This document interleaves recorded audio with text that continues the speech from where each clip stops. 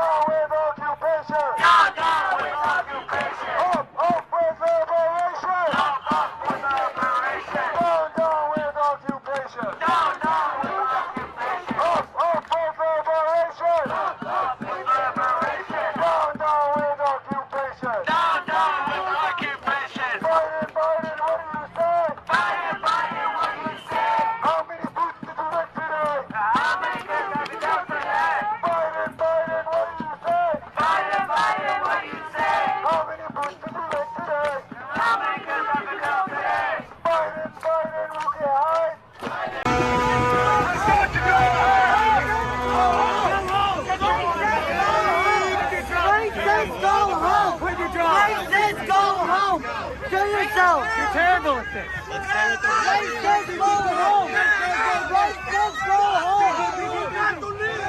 You got to leave. You got to leave. You got to leave. You got to leave. You got to leave. You got to leave.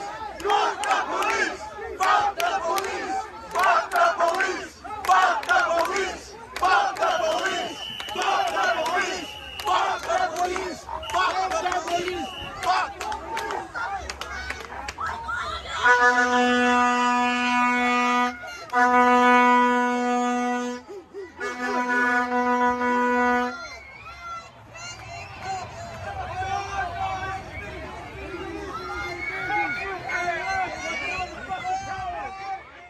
You know, when you look at videos like that, you start to wonder what the future of America is really going to be like. Are we going to be able to survive what's happening? Because when you look at the majority of the faces in that crowd, they're all youngsters. They're people who have been taught either through liberal schools or liberal parents, or they're immigrants who have come over here either legally or illegally. They've been taught that America sucks, that Israel's bad, and that jihadi is good. And that, you know, I always bring this up. There was a Pew Research survey going back, I don't know, maybe about 8-9 years ago. I've always quoted this. And they asked Muslims in America if they thought that suicide bombings were justified. Now, you would think that the answer would be zero, that the people who came here to America wanted to get away from that sort of thing. And unbelievably, 3% of the 3.5 million people who were surveyed said, yes, it's justified. That's a big number, people. That's a big number. But when you look at the faces, they're young. And you say to yourself, do we have a chance here in America? I mean, there's always been protests. We understand protests as part of the First Amendment. But this isn't protests. This isn't somebody saying, hey, I want to defend my gun rights or I want to defend my property rights. This is bring down America, burn America. They're burning flags. They're calling for jihadi war. That means death. And they want death to America. But before you go getting too depressed, I've got somebody here in the studio who is part of the next generation, who's going to be a leader. I know he's going to be a leader in trying to make it so this way we can make America great again and we could keep America great once it gets there after this election. I'm going to start off playing a video here. It lasts for 3 minutes and 40 seconds, but it's worth every single tick. It's going to start off with a face you probably know, Charlie Kirk, who is the founder of Turning Point USA. They focus in on high school and college kids, trying to get them to understand that conservatism isn't evil and that it is actually the bedrock of this country. And you are going to meet via the video and then hear, it's not a fake name. It's a real name. It's a presidential name, Lincoln Trumps, who actually won the award for, well, I'll let him explain it. But let's play the video here of Charlie Kirk and what it is that Mr. Trumps had to say. The winner of our Turning Point USA Campus Warrior Award for high school, I didn't make this up, I promise. Okay? It's his real name. Lincoln Trumps, okay? Okay, I promise, okay? All right? I know you're going to say, it's rigged, it's no way. No, his name is Lincoln Trumps from Louisiana. Lincoln, congratulations.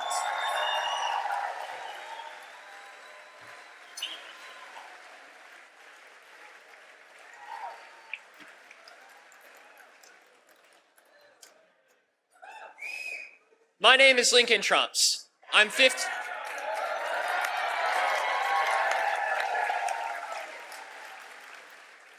Two pretty cool people, huh? I'm 15 years old, and more than anything, I've been told I talk too much. I've been told this by my 8th grade teacher, who was caught telling another student that I'm so conservative, I'm probably gay. I was told this in my 9th grade year by a judge at a nationals debate politician who said, "How dare you quote Thomas Jefferson? Awfully brave of you to support an enslaver." I was told this last year when our attempts to start a Turning Point chapter at Lafayette High were shut down. But I don't care, because I would rather talk too much than be silent.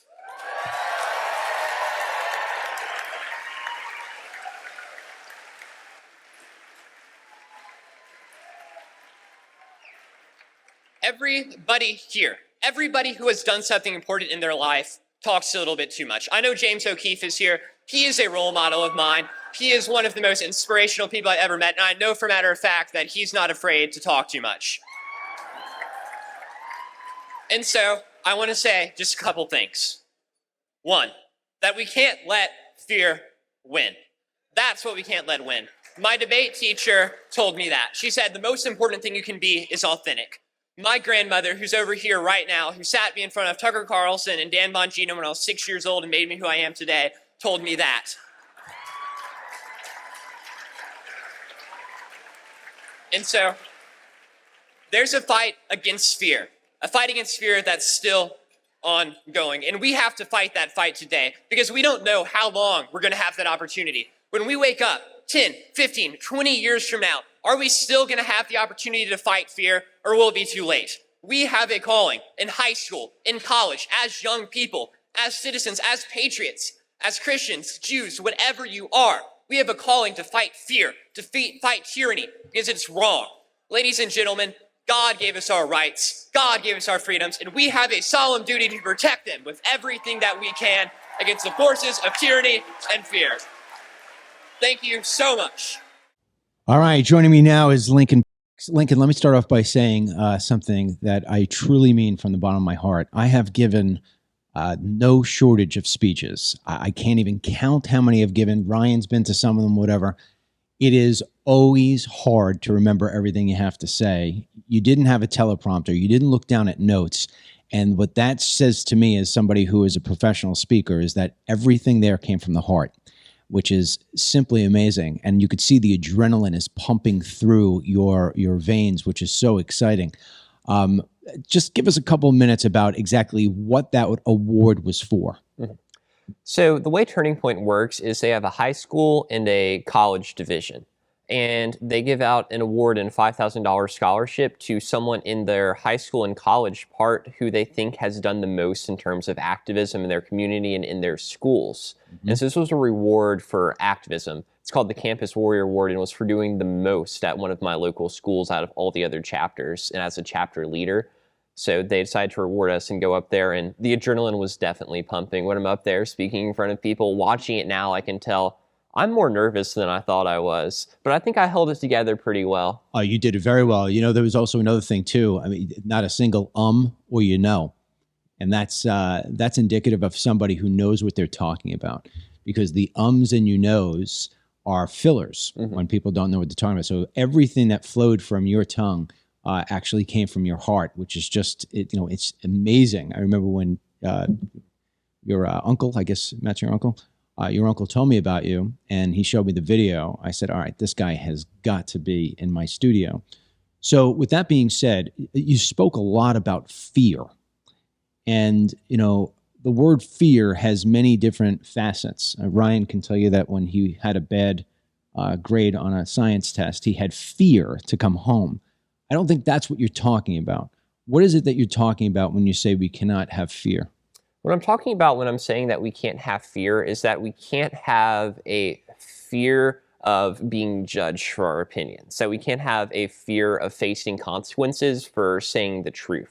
And that's really the most important part of why I was saying that, why I was giving that speech, because that's what tyranny thrives off of. That's what repression thrives off of. When you have a government, even on local government, what they're going to try and do, especially if you're a young person, because they consider you're impressionable, you don't have the same political power, you don't have the same privileges other people do, what they're going to work on most is fear, because you're supposed to have respect, you're supposed to be subordinate to a lot of these institutions, and so they're going to use that power to try and silence you through fear. So is it fear of being called racist, fear of being called a name that you wouldn't want to be labeled with, or is it fear that you'll wind up getting in trouble for your beliefs? It's a little bit of both. I think it's a mixture of that, oh, well, if they call you a racist, then you might not get into college. If they label you something, it's going to stick with you for the rest of your life. But it's also that fear of, okay, what if the school administration doesn't like what I'm saying? And they're going to give me suspension. That's going to bring my grades down. That's going to jeopardize my future with colleges and stuff I can get into, because they have the power to unleash those consequences. And the threatening those consequences creates an atmosphere of fear that stops you from speaking out as much as you want to, or at least that's what they're intending to do. I think Ryan doesn't have his microphone on, but the storyline that you're presenting right now, I think Ryan would be able to confirm it. I know my son Dennis could as well. They both went to college, the same college, by the way. And I know for a fact that there were papers that they had to write that they were concerned if they took their conservative point of view and inserted it into that document that they were handing in, it could be the best written document ever, worthy of an A+, but they were worried that they were going to wind up getting a C- simply because the professor did not align with their ideology. When we look at high school, are you telling me that that is also happening too at the high school level? Oh, definitely. If you look at reading lists, especially for things like AP classes, high-level classes especially, they're going to be filled with far-left material and like this far-left frame of view and of analysis. Like, for example, they have us reading Handmaid's Tale, Henrietta Lacks, which is a book about how the medical system oppresses African Americans. They're going to have those types of books, and it might not seem blatant at first, but when your entire frame of analysis for literature is what's sexist, what's racist, how are we going to look through that? Especially in those types of English and humanities-based classes, that's why they're hitting hard with that whole liberal frame of view, liberal analysis. And if you write an essay criticizing some of the ideas in, maybe, let's say, Handmaid's Tale, if you write an essay that's saying, this isn't true, this is a gross misrepresentation of what those traditional values stand for, then you're going to say, oh, you're missing the point of the book. Or they're going to say, that's not right. That's from a sexist perspective. And so it's all about the lens through which they view things and the way they want you to view literature and art and everything through that same lens of minimizing racism, sexism, when in actuality, they're simply using that as a guise to force their point of view down your throat. So, I recall taking my daughter on a tour of a private school, and the last stop was the library. And when we walked through the library, all the books that were being showcased, basically opened and folded on every single on every table, was something that would fall underneath the whole CRT realm. And I remember saying to my wife, if I would have said something to my wife while we were walking through, I would have not been talked to for quite some long time. So, and you'll understand when you get older that if you have a happy wife, you have a happy life. So I didn't say anything there. But then when we went home, I said to her, I'm very uncomfortable with this. And she said, are you kidding me? There's nowhere else to send her to school. So I had to sit with my daughter. It was my youngest of 4. So, I mean, it's a very conservative household. So she's sort of been incorporated into the ideology, whether she liked it or not. And I said to her, look, you're going to have to realize you're going to be in a school environment where they're going to try to push lefty stuff on you, and learn from it. But learn as I would teach you, that what they're teaching you about that stuff is not the real world. And she said, Dad, I totally get it. And I always now hear from her, once a month when she comes home, she's like, oh, Dad, listen to what they try to push in the classroom this time. So to my credit, and to your parents' credit, obviously there is a lesson at home that says, look, go there and try to learn math, and science and what have you, and understand that something's going to try to be pushed upon you. When you look at your school, if you were to take up the student body and give me a percentage, what percentage would you say of children are liberal? I'd say probably like 70%, especially girls. Especially the girls. Definitely, especially girls. Huh. So what do you think, Lincoln, in today's day and age is driving that liberalism? Is it and I know you could say all of it, but I'm talking mostly from the student level. I mean, you've got TikTok, right, which is anti-America. You've got now Disney and all these other different networks all trying to push on, the liberal ideology. You got teachers who are, by and large, I mean, we had a study not so long ago we reported on. It was like 98% of teachers who are in social studies, basically history, are liberal. 98%. That's huge. So, and then you've got the parents. So what do you think it is? What's driving that child, that 14, 15, 16-year-old, just as they're starting to get into the adult age? What do you think is driving that most? I think it's definitely teachers. And I can say that because I know I live in a very red state, or red area.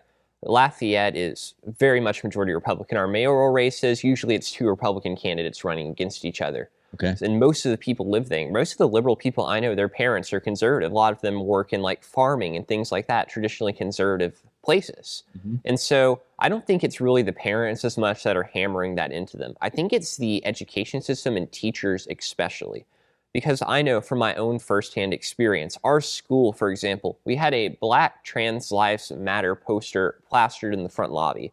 A Black Trans Lives, I get it. They added an extra letter. It's BTLM now. Go ahead. Go ahead. But we got that taken down. You did. We did. Okay. But in the library still, librarians especially, they'll have stuff like, we have whole sections for LGBTQ plus, IA, whatever, books. That's a big section. We'll have it in the libraries. You'll go in the classrooms, they'll have pride flags. And it's teachers a lot of times, especially, I like how you mentioned history teachers, because I feel like that's a big part of where it starts. Because I know a lot of what forms political ideology is what they perceive as having happened in the past. And so when you have an education system and a social studies system that focuses on Columbus was evil, colonialism's the worst evil to have ever occurred, things like that, it inherently lays an anti-American basis in your thought, where you think, oh, this country is built on all these horrible crimes. If you're operating off that frame of mind where America is constructed on a graveyard, then of course you're going to have some disdain for like what's traditionally American. And then it goes further and they say, well, the founders hated women, the founders hated minorities. And it's all of that where they say that the foundation of America is on all of these horrible things. And that causes younger people to view America as a reflection of terrible things. It's a great point. So, I mean, just listening to you, what did you get on your SATs? You take your SAT I got a practices? 36 on my ACT. Not shocked at all. How do we turn this around? How do we take the schools, which are being driven by, liberal teachers association, liberals in the classroom? If you were to try to put up a Trump 2024 flag in the classroom, it would have been ripped down immediately. But they're going to have a pride flag up there, and if anything touches it, forget it. It's a hate crime. How do we change that to where the 30% in the school becomes the 70%? Well, I think a lot of people have this understanding that student movements are always going to be very progressive, even socialist or communist. And we've seen that in history, sure. We've seen like the Cultural Revolution was driven by those like really far left student movements. But at the same time, communism in Eastern Europe collapsed because of conservative and liberal in the traditional sense of the word, not the way it's been perverted by the modern left. Student movements that were against communism, against tyranny. And I think what we really need to be doing is stopping the state from separating children from their parents, because I think that's really the big dichotomy that's causing a lot of this. I know my parents, particularly my grandmother, my entire family really has been involved in my life because I do extracurriculars. They haven't really just left me to fend for myself at public schools. But like I was saying, the area I live in is very red. Most of the liberal people's parents I know are red. They're conservative. We live in a conservative area with conservative ethos. And yet they're being pulled away from that ethos. They're being pulled away from that traditional family structure, that traditional set of values into the values being set out by the school. And so what I think we really need to do is work to maintain that parents aren't kicked out of the school system. Make sure that parents have a voice. They can see what's going on in their classroom. Because I know that sometimes it's made intentionally obstructive. They'll give you even simple things. They'll make math. They'll change it. They'll change the way things are taught, specifically to distance parents. They'll make it deliberately hard, have to go through a bunch of loopholes to see the actual material that they're learning through, to see what they're looking at, to see what types of tests and everything they're taking. And it's done with the intention of separating children from their parents. And so I think what we need to do specifically to help reverse that trend is to get parents involved in the school, and even as young as elementary school, to make sure that they aren't indoctrinated with that worldview that I was talking about earlier.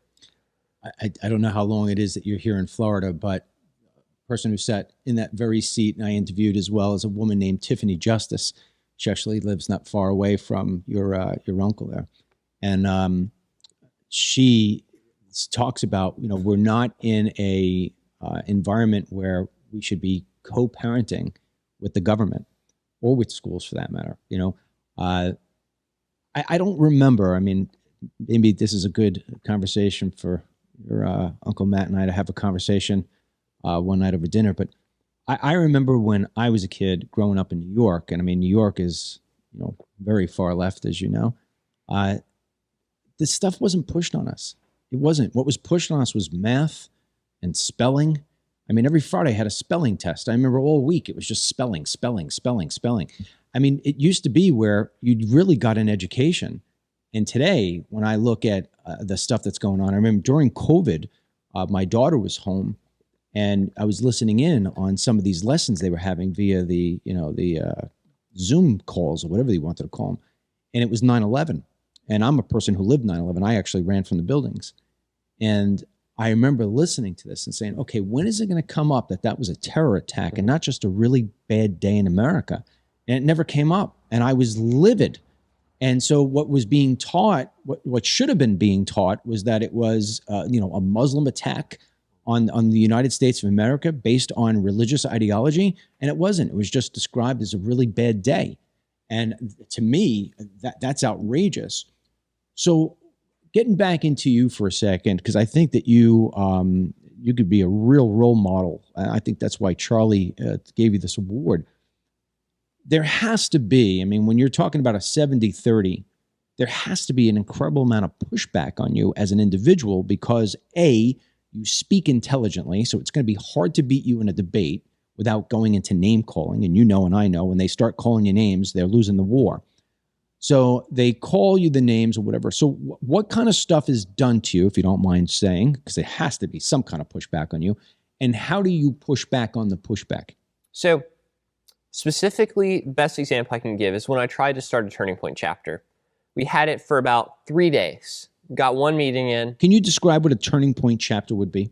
Just so people understand. Essentially what it does is it organizes stuff like voting drives, for example. For 9/11, like you were saying, we put flags out. We gave a little program about the terrorist attack and things like that. We put out 911 flags all across the front circle as a memorial. Nice. Things like that. Things that basically promote patriotism, that promote love for your country.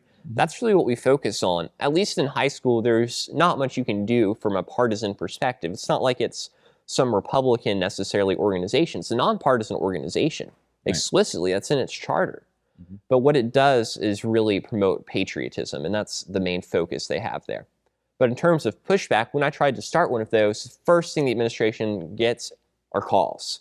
Calls from people's parents who happen to work at the universities, who have seen hit pieces online against them, or who are super duper far left and have a raging hatred for anything that resembles love for your country. And what they do is they call the school board. They call the schools. And there's a very small number of them, but they're loud and they're forceful and they're hardworking. And so those group of loud people who are in actuality very small minority can scare the school boards and the administration into shutting them down, which is what happened to us initially. And that's really the big pushback we got, where they were saying, you can't have this. You can't. And they were saying that people are going to get offended. They're going to start a whole drama. It's going to be a whole deal, and we'd rather not deal with it. Well, what did I do is I kind of sucked it up for a little while. For about a week or two, I was like, oh, well, maybe it's not worth the trouble, because I didn't really think there was going to be anybody who was on my side or who cared enough to help someone who's 15 out with problems like that. And so when I went up, and my debate teacher actually got me in contact with some people that she knew. And long story short, I ended up speaking at a meeting for a group called Citizens for Louisiana. They're a conservative group in Louisiana. I spoke at one of their meetings. And then they were like, can we help you? That's great. Of course you can help me. No one's going to say, no, you can't help me. Yeah. So I get them. And they're like, there's a law against this, right? It's called the Equal Access Act of 1984. And what it does, it states that any organization has the right to charter a club as long as based on philosophical religious principles. It was passed by Reagan to make sure that religious clubs could operate after school hours in schools. Okay. And so what it does is it gives you the explicit right to do that. So what do we do then? We got the people, we wrote letters, we showed up to school board meetings. They can't defend against that. Yeah. You have to work within the system, at least initially, especially on a local level, to get yourself heard, and you have to work with other people. And so really, in my biggest, most effective term of pushback has been those working with other people, connecting with actual adults who are like, we can help you, who want to contribute, and working within the system against what's trying to silence you, what's trying to shut you down. Because what they're ultimately trying to do is to get reelected, and the moment it becomes your teeters on the brink of becoming a media frenzy or getting attention that's negative for them, they're going to back down. Okay. And I love the way you took the approach of fighting adults with adults. What about in terms of when you're walking the hallways and somebody who is obviously the liberal persuasion is not going to be favorable to you. What do you do with that? I mean, have you been bullied? Have you been threatened? Has anything happened like that? So more than just like, it's not really a physical set of attacks, because I go to a school in the gifted program, so it's not really that atmosphere really. Okay. What it's more is maybe you'll hear someone like whisper something or tell one of their friends, maybe don't talk to him because he's this way. Yeah. Or maybe, they'll whisper, the administration even will say things like, oh, he might be problematic. And so it's just really this atmosphere of maybe groups of people who kind of just shun you, who kind of don't talk to you, don't recognize you, or when they talk, they're just, It's all right. You don't need them anyway. I'm sure your Yeah. parents tell you the same thing. Let's shift gears here for a little bit. Let's talk about, because your intelligence is just, it's intoxicating. So let me ask you what it is that you feel about the future. Because again, I don't know if you're listening to, the conversations your uncle and your parents and everybody else has. I mean, when I'm engaged in conversations and it gets political, one of the things we're very concerned about is the future. Especially you see these protests and stuff. And I understand how the camera works. A lot of times you take a camera and you point it on the problem. You don't see all the other good stuff around it. So, and that's anytime there's a protest with the right, they're always going to look for that one guy who's got the, he's got the Confederate flag, and now he's representative of the whole entire crowd, right? So with that said, where do you see the future going with, let's say, online? Because I know, first and foremost, you talked about in your speech with Dan Bongino and Tucker Carlson. I date back. Tucker used to interview me all the time on Fox and Friends before he had his nighttime show. We became, I would say, friends. Dan Bongino, the first time he was ever on Fox News, I was on with Megyn Kelly. He came off and he said, "Man, she just beat me to hell." And I said, "Yeah, she did." And he said, "Why'd she do that?" I said, "Because you wrote a book that the title didn't represent what was in there." I said, "She's going to eat you up every time." So lesson learned. Now these guys are two of the biggest names in the conservative movement, right? So it's not easy to get there, especially when you have social media kicking your ass, to be quite honest. I mean, so going back to 2016, I used to get 100 million video plays in 3 months. All right. I'd get 15, 20, 25,000 people easily on a Facebook Live. If I were to do a live right now with you and I, we'd get 200 people. And that's because they have just taken the wrench and just tightened the reach to the point of where it's just like water dripping through a faucet. How do you get around that? Because that's only getting worse. I mean, you could look at something like Elon Musk and say, "Hey, we got Elon Musk," but Elon Musk is not going to live forever. And at some point, somebody's going to take that back from him, and it's going to go in the other direction. Where do you see social media going, especially the fact that seems to be the medium that everybody uses? I think at least for the next several years, we're going to see an intensification of what's going on right now. And I think the best example of how it's worse right now even than it was a couple months ago is with the Hamas crisis. There's viral propaganda that's essentially like all eyes on Rafah, which was a massive social media campaign in support of Hamas-controlled Gaza, for example. I think we're going to see an intensification of that type of censorship, at least in the next coming years. But I do think in the far future, maybe 10, 15, 20 years from now, if we can actually get our act together, we as in the conservative movement, I think there might be a future for social media. And I think one of the best examples of that is Truth Social. Those platforms, even though they're not as popular, they're still providing a platform where people can give their opinions and they're turning a profit. And that's what's most important for a social media company. Well, I'll push back on that a little bit in the sense that, the problem with Trump's Truth Social is the same problem that was with Parler. And we are subjected. Well, actually, let me come back. I'm not pushing back on you that Truth Social is good. I like Truth Social. And I think it's a good platform, and I want to see it grow. And I'm a huge Trump supporter. At the same time and I know that in order to get on this phone, you need to go through one of the two big powers, Apple app or Google Play. And both of them will do everything they possibly can to terminate your ability to operate. Amazon did it to Parler, shut them down in a heartbeat. So my contention is that we need to have people like you and maybe people who have more of an engineering background or what have you, programming, and now with AI, things are getting so much easier. We need to have more conservatives recognize that there's more to building the future than going on Fox News and bitching and moaning, which is really what happens today. So I'll give you an example. Something bad happens to Trump, and we're going to have Senator Ted Cruz, who I like a lot. Senator Ted Cruz is going to go, and he's going to go up on Hannity, and he's going to bitch about it for 15 minutes. If something happens bad to a liberal, they start marching in the streets. That's why we lose the war every single time. And then we crybaby that they censor us on social media, but nobody does anything about it other than Elon Musk. And Elon Musk has been historically a liberal. So what I'd love to see is people your age starting to figure out how we win the war. And winning the war is by actually creating platforms and technologies that will allow us to operate without the fear of the left or the Chinese coming in and taking us down. That is the biggest problem we have going forward in getting the message out. If we can conquer that, like we conquered radio, you ever notice that there's no liberal radio stations? Right. You want to know why? Because liberal brains, they need the visual. They can't have an intellectual conversation.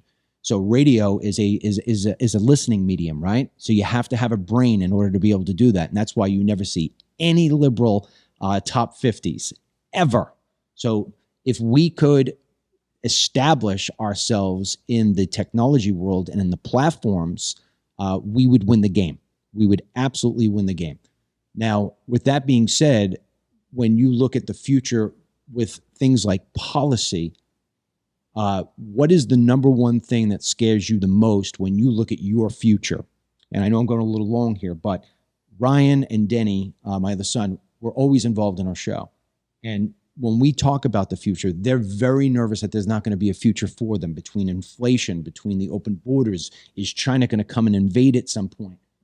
If there was one thing that kept you up at night that was going to ruin a future for you to have that great American experience, what would it be? Dependence on government, absolutely. I think that's the worst threat America faces, and that's what really the end goal of all of these policies are. You have inflation, which just destroys the value of savings. It disincentivizes savings by its very nature, because the more you save money, the less it's worth.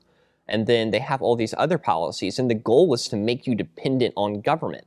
Because right now, at least, there's some semblance of being able to go outside. It might not be as easy to get away from the prevailing cultural winds there, but I think the future is going to be moving, at least in the way it is now. If this continues, we're going to be going towards a future where the power of the government is greatly increased, and people might not even realize it because it's going to be done through those subversive means, through economic dependence. We were talking about the capacity of those big tech giants right now to control what information you can access. The reason they're that powerful is because they get loads of government subsidization. They get loads of government protection. The government has done nothing to break up those monopolies. In fact, they've been rewarding them for being monopolies. And so those are the issues where you get those cronyist policies in line with the government to where the average person can't trust themselves to make their own future. They are forced to depend on the government to provide for them. And if you're dependent on the government, you can't effectively argue against the government. You can't effectively direct yourself. And that's really the basis of America, is the idea where you're supposed to be in charge of yourself. You're supposed to be able to enact your own destiny. It's the principle of rugged individualism, and it's been completely decimated in the last 30-ish years, and even more in the last 10 years. And so ultimately, I think what scares me most about the future is that right now we think the government's massive. I think the government's going to grow even more, and I don't think there's going to be much left outside of the government. Man, you're one smart dude.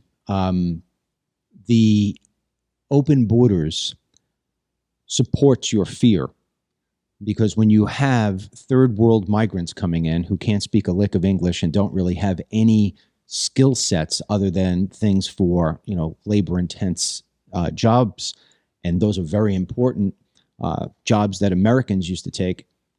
When there aren't enough of those jobs to go around, those people are all going to wind up being on the government teat, so to say. And therefore, they're going to vote to keep on getting that support that they need.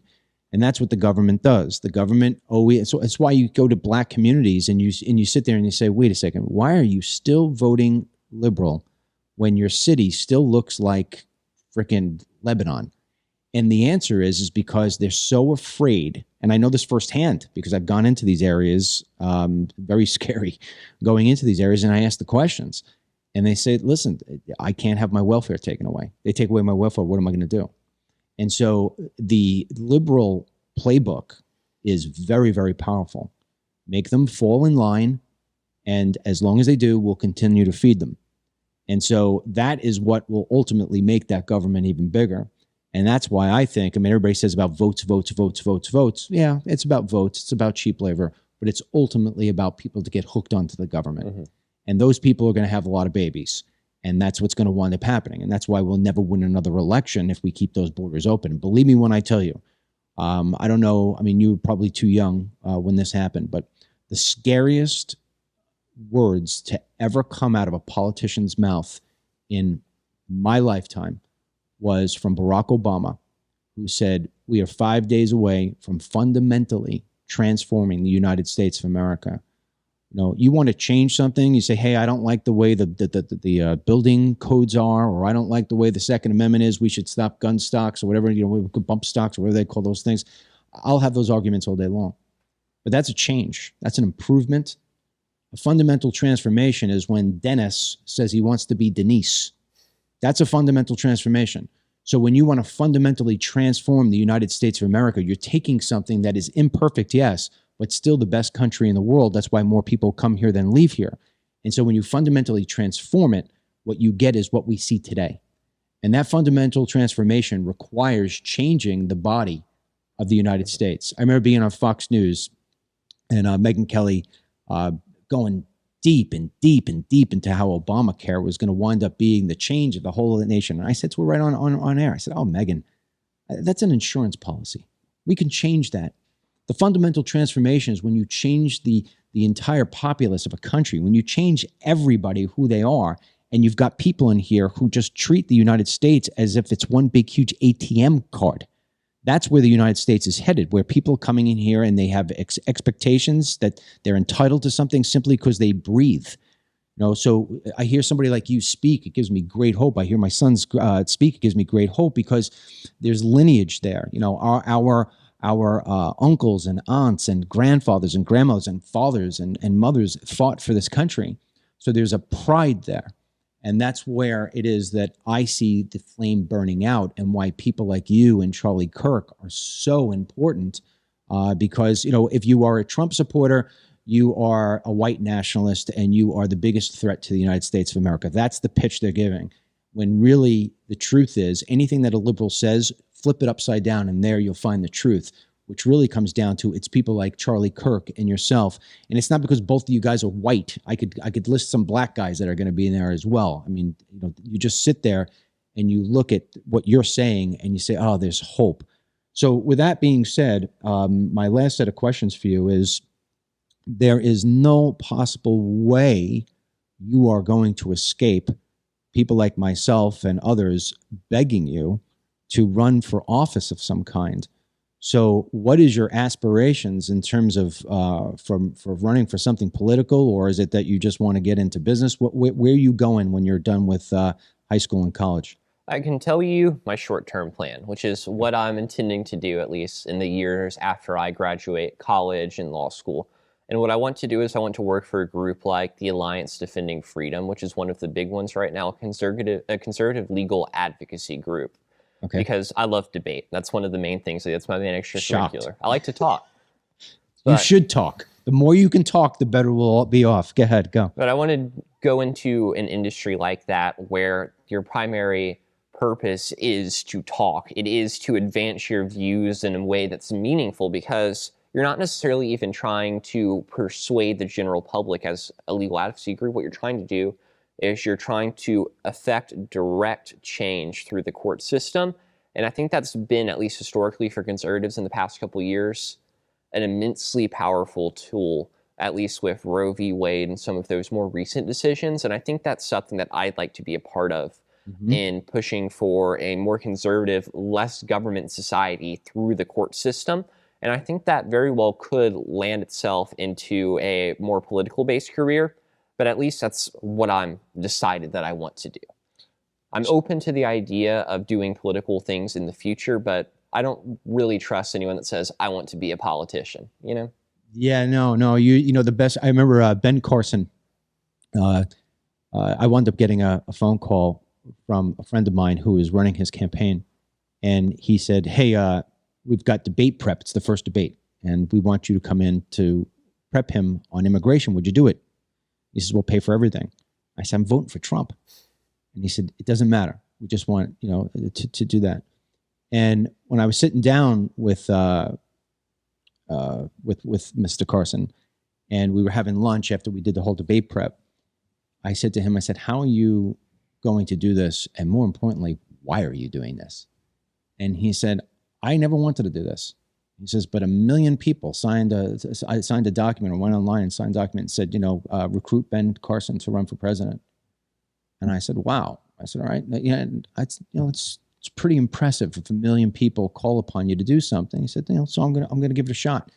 I personally think that Donald Trump is going to pick him as his VP. I think that would be the best choice, because he's never going to look for the spotlight. And I think he's in it at this point in his life to try to improve America, not to improve his own political structure, if you will. Who would you like to see Trump pick for vice president? That's a tough decision, because I think, honestly, the thing that matters most for a vice presidential choice right now is electability. And so you want to at least check a couple boxes. You want probably either a woman or someone from a minority background. There's two ways you can go about it. There's a minority background, and then you pick a woman candidate. And the reason I would say maybe a woman would be a better idea, at least right now, is because the reason that Trump lost, one of the primary reasons, is white suburban women flipping to Biden in 2020. Absolutely. And I think that demographic, especially because Roe v. Wade's been overturned, Jobs v. Jackson, is something that the Democrats are going to really try and hammer in right now. And so I think a female vice presidential candidate would be good for Trump's ticket. But at the same time, after the fiasco with the dog, I'm not sure who would be the candidate to step in there. It's funny you say that, because Ryan will tell you, we all the time I'd say Christy Noem, because I've been in this game long enough to know that unfortunately a lot of times people get elected because they either sound great or they look great. And she definitely hit the second box. But at the same time, is when you're so silly to write something in a book like that that didn't need to be inserted. I mean, you're a politician. We didn't need to hear about the dog. That means that she has the bad decision-making gene, and that's not something we want. But I mean, if you were to go down the female thing, I mean, I could tell you somebody who I've also known pretty well is the Huckabee family, and you know, Miss Huckabee Sanders is a pretty good one, and eventually she's going to run for office anyway. But last question for you. I mean, you talk about how it is that, you know, the especially the single white woman flipped over to Biden. And now I think she flips back to Trump simply because when she goes to the grocery store, it's killing her. But are you concerned about election integrity? Because a lot of people will say, you know, there weren't enough women to flip the vote, but there certainly was something that happened in the middle of the night. So do you fear election integrity, or do you think maybe it was that Trump just overstated how popular he was back in 2020 and wasn't looking at everything the way maybe he should have? I think the most direct example we can give is indirect tampering, especially through platforms like social media, where you had the FBI working with social media companies, you had government agencies working with social media companies and media companies in general to cover up any messaging that was damaging to Biden. You had the government working with any type of outlet they could specifically to hurt Trump and to work against Trump. And I think that's really the crux of what might have affected the election. I don't know if you've heard this, but one of the trending Google searches immediately after early voting started was, can I change my vote? After the Biden laptop story started to get out. And so I think there's a lot of issues right there with mail-in ballots being sent in way early before information got out about the Biden laptop. Similar thing happened in Pennsylvania, where mail-in ballots started coming in before the Fetterman odds debate even happened. And so you have issues like that where mail-in ballots aren't the best idea because they're especially susceptible to that type of manipulation. And I also think really the crux of the issue, though, is the government working with media to attack the capability of President Trump and his reputation to cover up whatever they can that was damaging to Biden. I think it's a great answer, and I also think it's a sin that somebody like you is not allowed to vote yet. I just think it's an absolute sin. We shouldn't do it by age. We should do it by intelligence. That's that. So let me ask you that, because I know what I'm going to wind up getting. I mean, you know, from my crowd, we have our thing called Team DML, which is a private site. So there's, you know, thousands and thousands of people on there who are going to watch this, and I know I'm going to get the emails from them that say, "Where do I follow this young man?" And on top of that, we'll put it on Facebook, and who knows what Facebook will allow to happen to it. Maybe they'll kill it, or maybe they'll let it spread. But is there a place where people can follow you at this point, or are you kind of keeping that quiet? Keeping that quiet Good. for the sake of college admissions. Very, My very. parents, I don't think, would be very thrilled with me being into social media because, I mean, not just because your reputation, but also because it's a time sink. Yeah. If you're on Instagram, on TikTok, on Facebook, you could be doing so much more productive things with your time than if you're on social media. And I think it's a mixture of those two. And I'm not really interested in it. I'll tell you what, I don't make bets. I'm not a betting guy. I just like my money too much. But I am almost perfect in my picking on what is going to happen in terms of this guy's going to win, this guy's going to lose. I am telling you right now, if I were to take my money and I had a bet, I would put every single dollar on you. So I think that whether you like it or not, you are going to be pushed into running for some sort of office. And if you're going to have a legal background, my God, it's even going to be better. So I'm going to do something I've never asked anybody ever to do because I think it's going to be worth money. And I am, at the end of the day, a capitalist. So my little thing has always been wearing these golf hats. I don't know how it started, but it did. And it just became a thing. And we've sold, God, I don't know how many hats. But usually what happens, I go give speeches, I go somewhere else, I sign the bottom of the hat. I am going to have you sign the bottom of my hat, if you don't mind, because Wow. I am going to hold it, and it is going to be worth some money one day. And so this way, at least I could leave something to Ryan. So, yeah, give me your signature. And I mean, this is just, I expected good. I didn't know I was getting great. Now I'm Sorry going if my handwriting's a little rough. That's good. Excellent. So what we have to do is we have to get you. So what's your middle name? Brooke. Okay. So wait, be LBJ. LBT. I believe LBT. Okay. So that would be So, scary. Yep. That would be scary. So, all right. Anyway, listen, I appreciate you being with me in a big way. I'm going to ask you to sit here while we play the last little clip here. And if you're ever back in Florida and you do not come on this program, I will be extremely mad. All right. So as everybody here who watches this knows, I don't do the TV thing anymore. But with Trump coming back into the mix and us being in a situation right now where we need to get all the voices out there, I actually started doing the hits again. So we're going to end the show with a hit that I did just last week. Didn't tell anybody about it, but it was on Andrew Wilkow's show on Salem Network. And we talked about the border. And we're going to play that for you now and ending the program. Play the video, Ryan. Joining me now is a guy I've known for well over a decade. He's a podcaster, filmmaker, blogger, writer. Dennis Michael Lynch. I remember when you were making border documentaries before it was cool. Yeah, I mean, now everybody's down there, Andrew. I remember I used to go down there. I was by myself, cartel on the other side of the Rio, saying, I'd come home. My wife would say, "What the hell are you doing?" But I see what's going on here today. And, I feel as if the work that we did, I was always in your studio all the time on your radio show, talking about the same things we're talking about today, only it's on steroids. And if I could just get into that conversation you just had 2 seconds before I came on, I'm highly disappointed in Donald J. Trump for even considering Marco Rubio. I hope that's just a head fake. Let's not forget Marco Rubio was one of the masterminds between Jeff Flake Gang of Six. and right, the Gang of Eight. The Gang of Eight. Gang of Eight, right. It was Eight. McCain, Graham, and it was McCain, Graham, Rubio, and who else? Flake. Okay, yeah. Jeff Flake.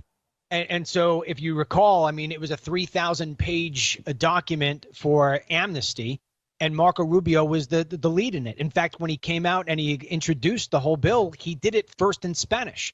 So why would Donald J. Trump take a look at the polls as you've just presented them on CNN, which I totally believe, and why would he turn around and get somebody who is very light and, as you just described, establishment on the number one issue in the country, which is immigration? 2,500 people per day. I don't get this. I was joking last night that what is the Border Patrol going to have one of those bouncer clickers when you go up to a club or a bar? They got to do fire code. 3 people leave. We can let 3 people in. They get to 2,499. All right, one more. Then the rest of you got to wait till tomorrow. But we're still going to let 1 million of you in.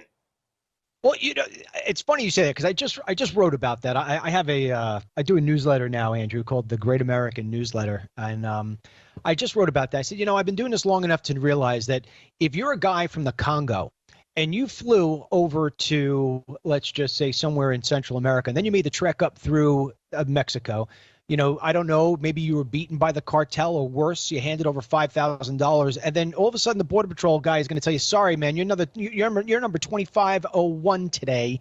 You're going to have to wait in Mexico. You know what I'm going to do? I'm going to say, hey, I'm not going to subject myself to the Mexican people and to the, and I don't mean the nice people, I mean the cartels. I'm going to go right over the border. Why am I going to wait? I'm going to go right over the border. There's no way I'm going to wait. And then if you look at some of the reports today out of some of the bigger media places, they've got reporters down there. They're showing you right away that nothing has happened because of this executive order. If anything, Andrew, you and I have been around a long time. We know that executive order was a cowbell. That was, hey, you better get in here now. And so I expect we're going to see a rush of caravans like we've never seen before. And the only thing that's going to change, Andrew, is the 2,500. He'll come out and say, hey, this worked. We're down to 75,000, 90,000. Yeah, but the getaways now are going to go and they're going to triple. So no matter what, America is screwed when it comes to this topic until we have somebody who just cracks down and tells, let me say it different. If I were the president of the United States or you were the president of the United States, I'd imagine we'd do the same thing. I'd call up Mexico tomorrow and I'd say, listen, there's no threats of tariffs. Tariffs go on to you today, 25%. I'll start bringing them down after I see that you secure the border. That's the only way to do it. Until you start playing fire with fire, it's going to be open season. The funny part of that during Biden's, I wouldn't even call it a press conference, when he said, well, I'm working out an agreement with AMLO. What do I don't care what he thinks. Hey, buddy, secure your own borders. They won't be waiting in your country. The idea that you leave your borders open to the south, that your ports of entry, and you go, well, they all got to go to America because we can't keep them here. How about this? Secure your own border, that it won't be a problem. Yeah. Look, the other thing, too, it's funny. I haven't seen you in a long time. You look great. Congratulations on your show. And I was thinking about you. I was having a conversation with somebody the other day because they said to me, your 2 big things have always been the border and veterans. And I said, yeah. And I started talking about you and about how you've always been big on that stuff, too. Did you ever think that we would get to a situation here in this country where our veterans would be subjected to living in tents, not be able to get the services at the VA, and yet we were going to give all of our resources to illegal aliens, put them in posh hotels, make sure they got 3 squares a day, and of course protect them against the big bad people of the United States who say that, we don't want you here. I never thought I would see this in my lifetime. And what I think this stems back to, Andrew, and this is a much bigger conversation, but I think that when you look at what's happening, you may recall Barack Obama saying that we were 5 days away from fundamentally transforming the United States of America. And this is the actual transformation that he was talking about. He didn't carry it out himself. He just got to do it through proxy and a guy named Joe Biden. I remember when Barack Obama said it's not whether or not their kids will learn English, it's whether or not your kids will learn Spanish. The Democrats will burn basically everyone and anything if they think they can get one party rule for a generation, right? They're basically telling these people, you dance with the people who brought you. You know who's bringing you in. You know who's putting you up in the hotel room. You know who's feeding you and your kids. You know where to vote when you get here. And the fact that they will lecture us after January 6th about the rule of law and Trump being convicted, having a dead letter misdemeanor brought into a felony. Well, no one's above the law, except for 30 million illegals and Hunter Biden. There's something there, too, that you're saying. It doesn't make me smile. I mean, I go back to all the times you and I did sets together, whether it was your show or my show. And I don't know if you recall this or not, but one of I did 4 immigration films. One of the immigration films I did was specific more about terrorism because I did live 9/11. I ran from the buildings. And I used to say all the time that the next big terror attack in this country would not look like 9/11, where you had, planes flying into buildings. You didn't need that anymore. I said what I thought it would be these sneak attacks where you would wind up having attacks all over the country, concerted all at one time. I hate to do this to you. I got 20 seconds. We got to wrap this. I got 20 seconds. My clock is counting down. Go ahead, what I'm going to say is this: don't be surprised if we don't see something on American soil that looks a lot like what happened in Israel. I wouldn't be surprised at all. Dennis Michael Lynch, thanks for joining us. All right, that's it from me. I want to say thank you big time to Lincoln. You know it and I know it. This guy is a rising star. You better watch out, Charlie Kirk. He's going to take over. With that said, thank you for joining me today. Make sure that you share the video. We want everybody in the world to know about what the truth is. And that's it for me. Until the next time, may God bless you, our country, and may God bless Lincoln Trumps. We'll talk to you soon. Get the Dennis Michael Lynch podcast every day by subscribing on Apple Podcasts or Spotify, and download the DMail News app from the Google Play Store or the Apple App Store for breaking news, merchandise, films, exclusive content, and team DMail.